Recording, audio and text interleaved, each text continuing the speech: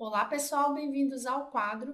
Nesta aula, nós vamos falar sobre a solubilidade de gases em líquidos. Para isso, nós vamos considerar a influência da temperatura e da pressão na solubilidade dos gases. Começando por este gráfico que nos mostra a influência da temperatura na solubilidade de dois gases, o oxigênio e o nitrogênio, considerando como solvente a água a 1 atm de pressão. Nós observamos que com o aumento da temperatura, tanto a solubilidade do oxigênio quanto a solubilidade do nitrogênio diminui. Então, nós podemos concluir que com o aumento da temperatura, a solubilidade do gás diminui. Isso é válido, por exemplo, no caso de rios e lagos e conta muito para a sobrevivência dos peixes. Quanto maior é a temperatura da água, menor a quantidade de oxigênio que estará dissolvido nela, e isso dificulta a sobrevivência dos peixes. Alguns peixes, como por exemplo a truta, não suportam temperaturas maiores do que 15 graus, e as carpas, que são tão comuns no Brasil, suportam temperaturas até mais ou menos 30 a 32 graus. Quando nós consideramos a pressão, nós temos que pensar em duas situações.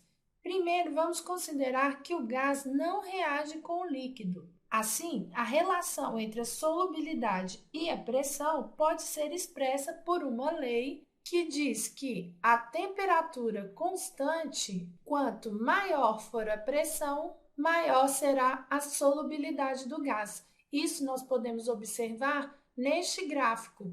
Aqui nós vamos considerar a temperatura de 25 graus e o solvente sendo a água. Vocês podem observar que o aumento de pressão promove o aumento de solubilidade tanto do oxigênio quanto do nitrogênio. E neste caso, vocês podem observar que a pressão influencia mais na solubilidade do oxigênio que na solubilidade do nitrogênio. Essa solubilidade também pode ser expressa pela equação S, que é solubilidade, é igual a uma constante vezes a pressão, sendo que essa constante depende da natureza do gás, da natureza do líquido e também da temperatura. Um exemplo de solubilidade influenciada pela pressão que nós podemos considerar é a produção do refrigerante. O refrigerante contém em seu interior gás carbônico. E quando a gente compra o refrigerante e a garrafa está em repouso, a gente observa poucas bolhas no interior da garrafa.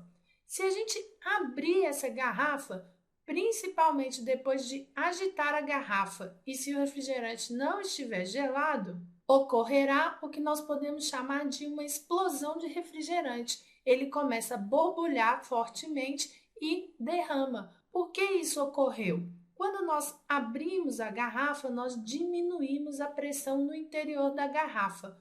Quando a pressão diminui, seguindo a lei que nós vimos anteriormente, a solubilidade do gás também vai diminuir. Então, as bolhas de gás se desprendem rapidamente e arrastam parte do líquido para fora da garrafa, o que gera aquele efeito de refrigerante borbulhando.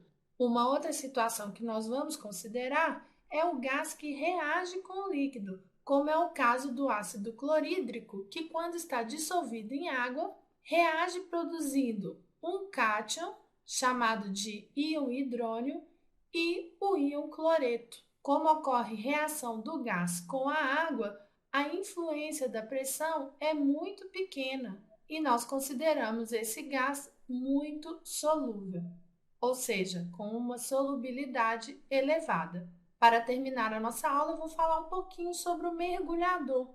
Para todo mergulhador, é importante conhecer a influência da pressão na solubilidade dos gases. Por quê? Porque nós temos gases dissolvidos no nosso sangue e a pressão influencia fortemente. Quando o mergulhador está a 40 metros de profundidade, a pressão que está agindo sobre ele é igual a 5 atm. Por quê? 1 atm, que equivale à pressão atmosférica, e 4 atm, que equivale à pressão da coluna de líquido que está sobre o mergulhador.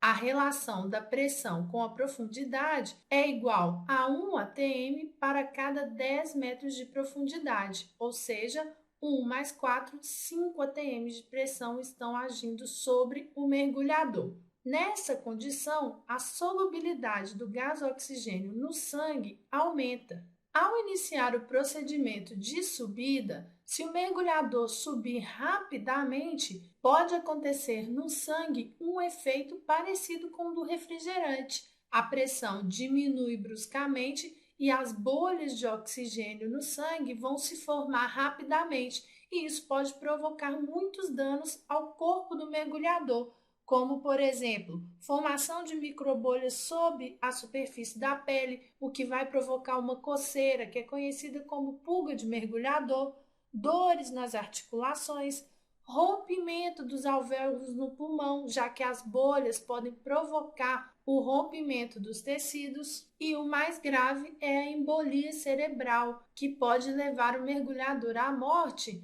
por falta de oxigenação do cérebro. Então, o movimento de subida deve ser bem lento para evitar esses danos. Bom, pessoal, espero que vocês tenham compreendido e gostado dessa aula. Continue estudando!